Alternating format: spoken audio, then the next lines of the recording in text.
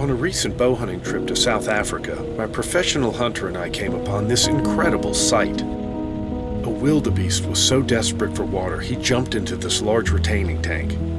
But unfortunately, this life-giving water was now a death trap. The walls of the tank were slick with algae and this wildebeest had no way out. He was trapped, and in a cruel twist of fate, he had to keep swimming in order to keep his head above water. If he stopped swimming, he'd drown. There was no way we were going to leave him in there to die. Our hunt had now become a rescue mission to save the life of this trapped wildebeest. So at first, we attempted to keep our distance by using dead branches to try lifting the wildebeest out of the tank.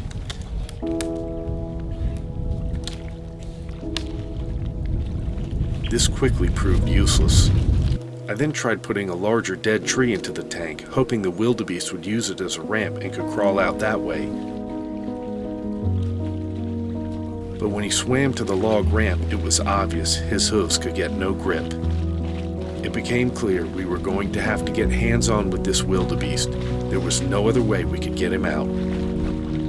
So I grabbed the 450-pound wildebeest by the horns in an attempt to gain control of him, but he was far too strong to hold on to. But we were determined to save him, so I tried again.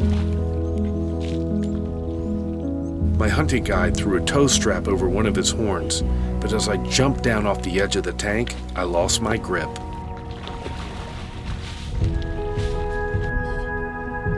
But we had to save him. Failure wasn't an option. So I tried a third time.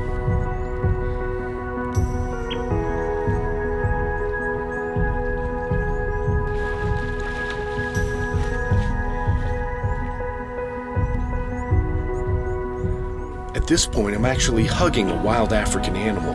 He could have easily gored me with his horns and ripped me open. The only thing I could think of to calm him down was to pet him and simulate grooming. And amazingly, it worked. He relaxed and didn't struggle. I like to think that he understood that we were only there to help him. So I bear hugged his neck in an attempt to pull him over the wall. What I'm doing is incredibly dangerous. I could have been seriously injured if he slashed me with his horns. But I could only assume he knew we meant him no harm because he did not fight us. With one last final heave, we pulled him out of the tank. He landed in the soft sand and ran away, having escaped certain death. We got him out of there. There he goes.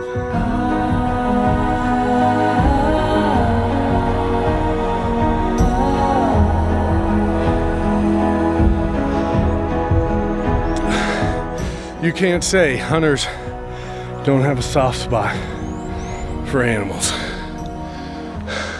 We just saved that wildebeest's life. I didn't care if we burned that hunt. We didn't care. I don't care how long it took. We weren't going to leave him in there to drown.